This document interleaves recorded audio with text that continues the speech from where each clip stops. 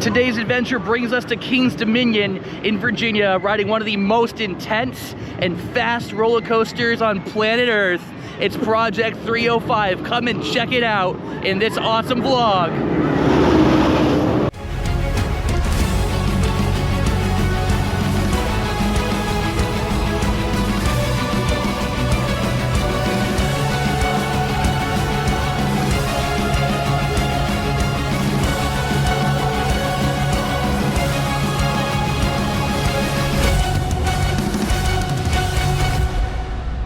Good afternoon, friends. I'm Tim. And I'm Amy. And we're Coasters and Cosplays. And welcome to day 18 of the Northeast Coaster Challenge, where we find ourselves not particularly north, but still east. We're actually in Ashland, Virginia for the park called King's Dominion. It's home to one of my favorite steel roller coasters. It used to be called Intimidator 305. They have a name for it right now called Project 305. It's like an interim name. They haven't announced what it's going to be called in the future, long-term wise yet, but it's still one of my favorite roller coasters of all time. So we have a couple extra days. We figured we'd throw in a visit because we were already in the area. So we're gonna check this park out. As of the day that we're recording this, they just announced last week the brand new for 2025 B&M launched wing coaster called Rapterra. And we're actually here in the parking lot, and we're gonna show you they've got tons of supports and track already here in the parking lot, and also they already constructed quite a bit too. So we're gonna show you some of the supports and track before we go into the park. All right, we made it in the park. Love this entrance plaza with the fountains that lead up to the replica of the Eiffel Tower. It's a little bit smaller than the real one, but it's still really pretty to see.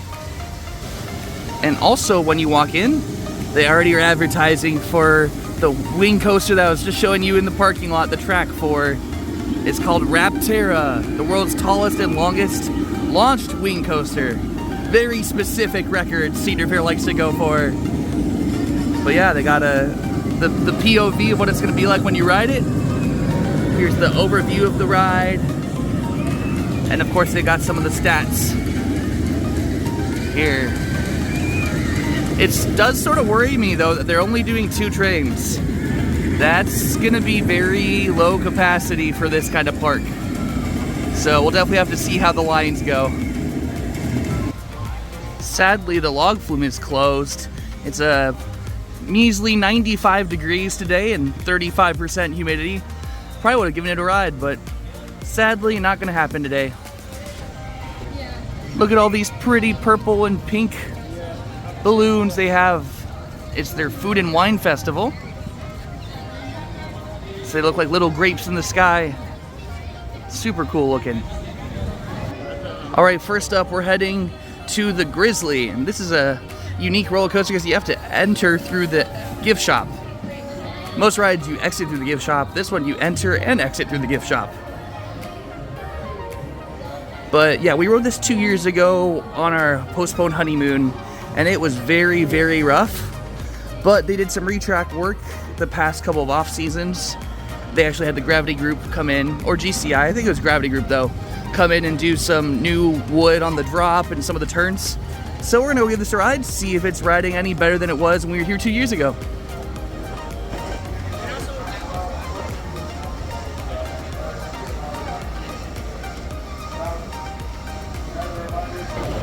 Guys, it's a support squirrel. Look at it go.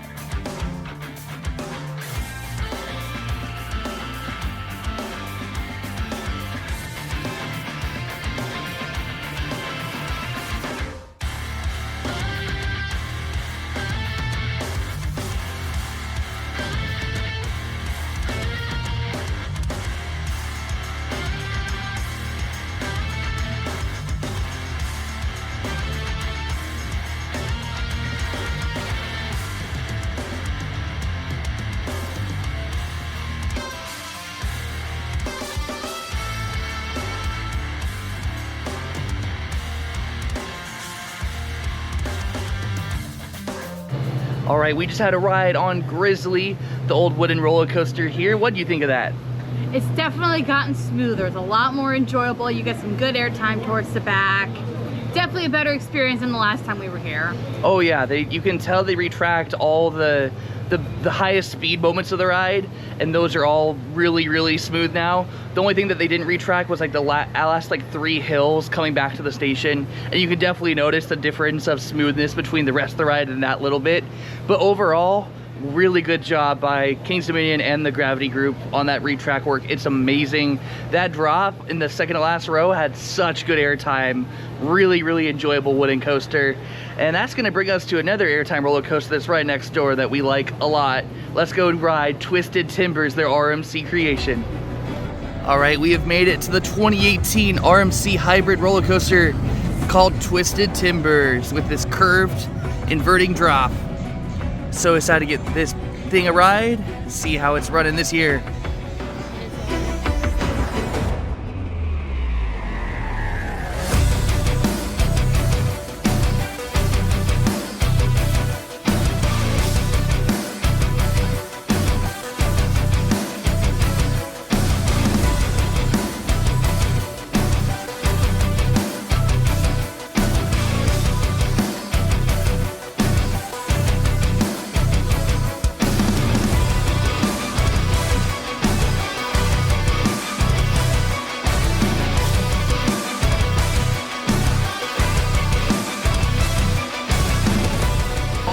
We just got off of a front row ride, followed immediately by a back row ride on Twisted Timbers, their 2018 RMC hybrid conversion. What do you think? Oh man, that thing is running so good. Not as good as like Wildcat or Steel Vengeance, but it's still good. It's still really good. Oh yeah, I have this on the slightly upper middle, like basically above my middle, but not quite upper tier RMC status.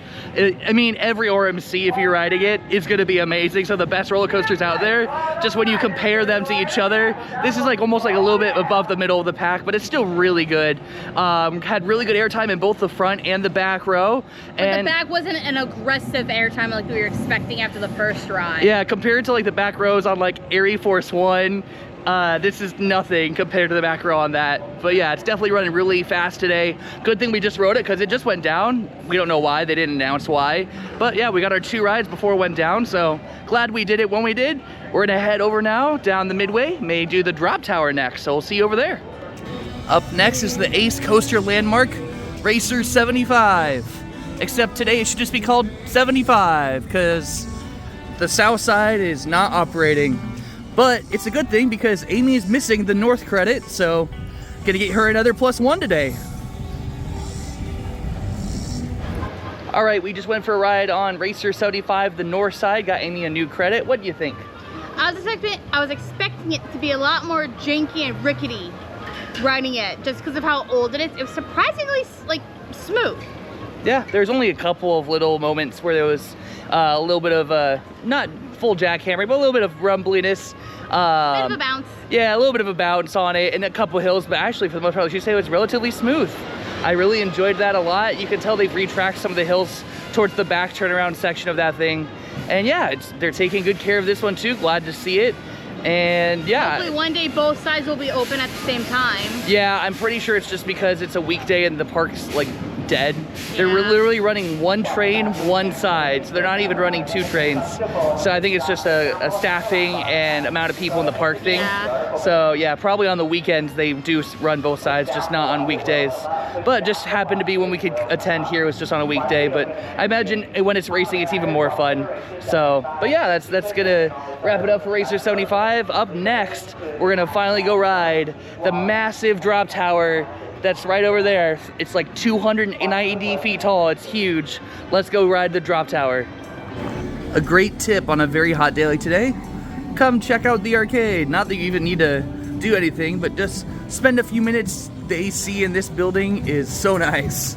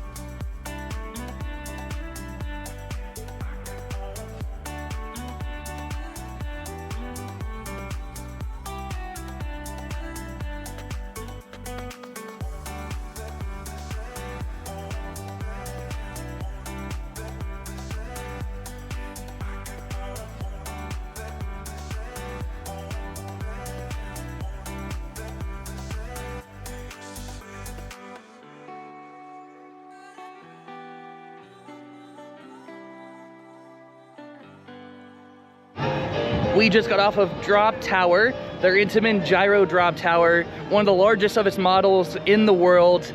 It's got a drop height of roughly 275 feet. What do you think of that? Man, that was so nice. Such a good view of Project 305. Yeah. It was such a good view, and it was good because it verified that it was in fact open for us. Yep. Yeah, so yeah, we did see the car going, so we're gonna very quickly head on down to one of my favorite roller coasters in the world, Intimidator 305. It's always gonna be Intimidator 305 to me, unless they come up with a really catchy name to replace it. Project 305 just doesn't do it for me, so we'll see you over there. The time has come to ride the Intamin Giga Coaster, formerly known as Intimidator 305, but currently it's known as Project 305.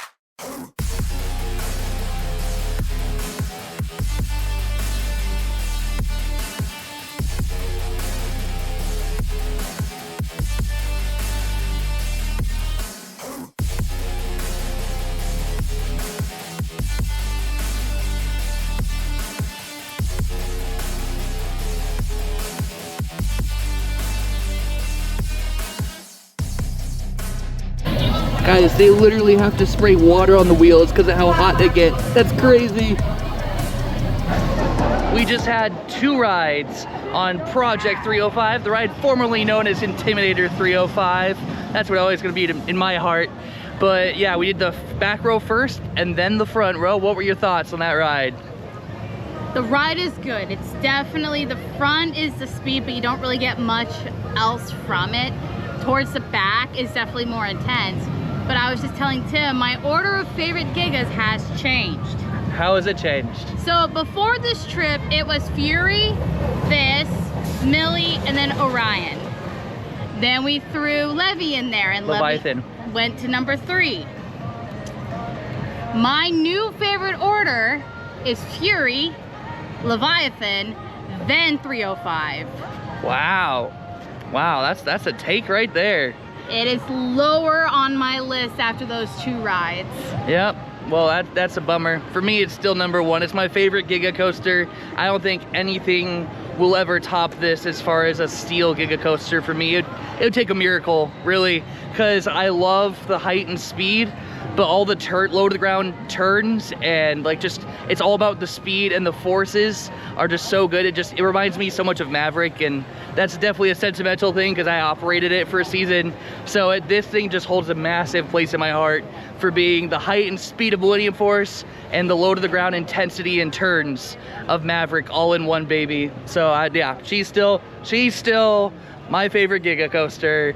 No matter what they call her, it's always gonna be Intimidator 305 for me, but it's still such a great coaster. Glad we got the 2 rides on it.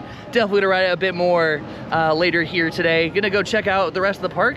Gonna show you guys the progress they've made on building Rapterra inside the park, because we're over near the Jungle Expedition area. But first, we need to get some water, maybe some food, because it's hot. It's been 95 degrees, definitely a toasty one. They literally are cooling down the tires on Project 305 with water in the station while they're sitting there in the station. That's how hot this track is getting, plus the speed of those wheels. It's a hot one, so we'll see you after we get some water and probably some food. All right, we just had some food and drank some water, and I just want to show you guys the progress of Rapterra, the launch wing coaster, from here inside the park. So first up, you're gonna notice there's this massive element sticking out into the midway right here. And there's also a ton of footers for more elements all over here. So you can see these ones right here and also over there. So yeah, there's gonna be a little bit more track that does come out over the midway. But they're actually reusing this building right here, which was the Q building for Volcano, their old launched inverted roller coaster here. They're reusing that as the entrance plaza, or the entrance building for Rapterra. So I'm glad they're at least keeping that, paying some homage to Volcano. So the layout of this, I'll try to get you above the fence right here. See if I can get you high enough. There you go. So that right there is the launch track. And it's gonna launch you up into this massive 145 foot tall, almost inversion. It's not quite an inversion, but it's definitely very close to it. And then from there, you're going to actually go over to this element that's back this way. I'll show you right here. Okay. That back there is the dive loop. And then from there, you're gonna do this little banked S-bend airtime hill right here. And you can see the next support. So it's gonna come from that side right there. And it's gonna go this way. And then it's gonna do the elements out here. And it's gonna have some inversion over here in this area above the pathway. And then after that, it's gonna make its way back that way for the rest of the ride. It's only got 3 inversions on it, and that doesn't include this almost inversion right here. But yeah, it's got 3 official versions, and the track length is just over 3,000 feet, and it's got a 65-mile-an-hour launch. Really looking forward to this one. I love Thunderbird at Holiday World, so hopefully it's just as good, because that Thunderbird's launch is really nice and punchy. And yeah, I love Thunderbird. The only thing that's a bit weird about this wing coaster is that typically they're known for having some near miss elements. This one doesn't have any according to the POVs. So hopefully maybe before they open the ride, they decide to add in some near miss elements on the low to the ground points. Because yeah, those are typically the general public's favorite spots on wing coasters, when it feels like, you know, oh my gosh, am I gonna fit through the little hole? And it's really fun. But yeah, definitely hoping the best for this one. So we're gonna have to just wait to see next year when Rapterra opens how it compares to Thunderbird. All right, over here near Arachnidia, which is their scrambler ride, you get a much better view of the launch track. So the launch track's right here behind this crane. We saw them lifting a piece into place earlier, and it was actually the top of this curved S-bend right here. But yeah, you get a really good shot of that 145-foot wing over element over here. And let's see if I can get it above the fence but below the trees. There you go. A little bit. Yeah, there you go. That's that curved S-bend right there, as well as the dive loop. Just like at Worlds of Fun in Canada's Wonderland, this year you do not need to borrow a kid anymore to ride the Great Pumpkin Coaster. So might as well give this a ride since we're right here. The little Great Pumpkin Coaster. As you just saw, I rode the Great Pumpkin Coaster, the kiddie coaster here. I could not remember since I came here in 2014, and I thought I rode it back then. I think I borrowed a kid, but I couldn't remember because it's been 10 years now. So I'm like, now that the rule's gone where you have to have a kid, just gotta make sure I have that +1 in case I didn't before. I most certainly have it now. That's what matters. Well, if we came back to Project 305 to lap it a few times before we leave, and it looks like it's currently down. So we're gonna hang around for a bit. Want to get at least a couple more rides on it, so we'll definitely give it some time. We're gonna go wait in the shop because it's AC'd and not hot and humid. Well, good news and some progress is they got the empty train sent, so the people on the train can be unloading the station. So that's a good start. Hopefully it'll be able to open up very soon. Also, while we're sitting here waiting for it to reopen, it's a really good time to point out that they have this subtle cheetah print back behind the Project 305. And that's the current rumor, is that they might rename it to be something cheetah-ish to fit in with the Jungle Expedition, which is sort of this back part of the park now is all becoming Jungle Expedition. Definitely would need something to fit in that's not NASCAR or race car themed. Good news, it's reopening. Let's go get a ride. All right, with how short the line is, we just got done lapping Project 305 4 times. all in the back row. So much pain right now. Yeah, no, Ooh. it's intense. Yeah, I can definitely understand why she's in pain. It is in the back row. It's one of the most intense roller coaster experiences you'll ever have. Like, the only other thing I can think of right now that I think is more intense than that is X2. But other than that, this is almost up there with how fast it's running today. It's just speed, but also the aggressiveness of the turns. Those last 4 rides definitely, because earlier it was running slow, the horses weren't really there for me. It's kicking butt right now. It's hauling butt and taking names. It went back up. It went back up. So now you like this more than Leviathan? Yes. Okay, so it's still underneath Fury, but above Leviathan. Oh, she's questioning life now. It might be tied. Okay. Hey, you're allowed to have your own opinion. For me, this is still Giga King, and it's so good. I wish we could show you more off-ride footage, but a portion of the coaster is back in like the worker-only area. We can't get footage of that. Speaking of the worker-only area, on that last time, we noticed there's a support in the very back behind the trees that's got paint on the supports, and there's 3 different colors. There's like a black, a dark gray, and then some sort of reddish purple. And we think that's going to be its new color scheme.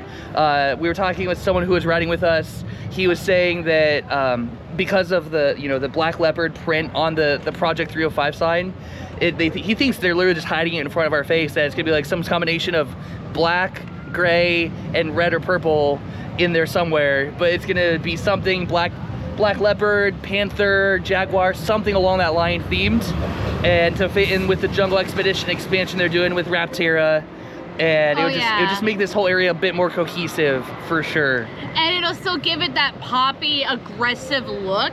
Oh yeah. For being the main park, the main ride of this park, having that dark black, gray, reddish purple color scheme, it's gonna make it look menacing. Oh yeah. When you're looking at it.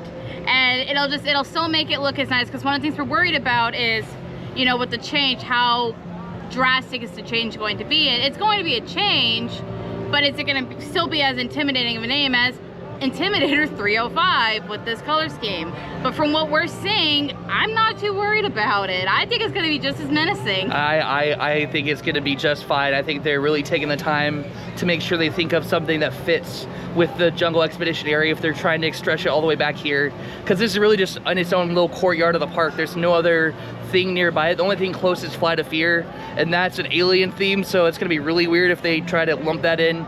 We have no clue. We'll have to wait till next year, because next year is their 50th anniversary as a park, so I bet they're gonna announce sometime maybe after the park closes what they're going to be doing with this, with a new paint job, because that's the only downside of this ride, is that it needs a new paint job, in my opinion, because it's like the paint's really faded.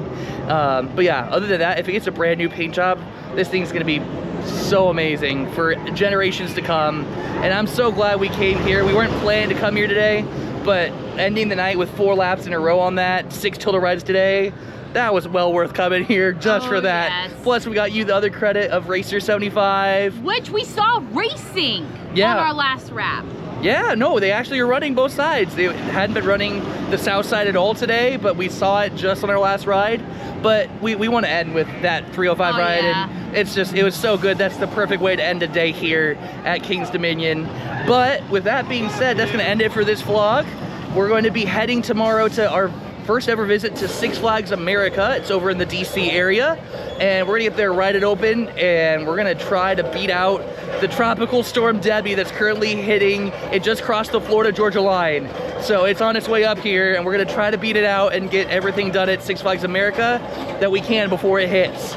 So yeah, we're gonna see you guys tomorrow, so make sure you like, comment, subscribe, do all the YouTube things so you can stay tuned to see if we can get it done before the tropical storm hits. Or if we can't, we have like 5 more days here. We have buffer of time.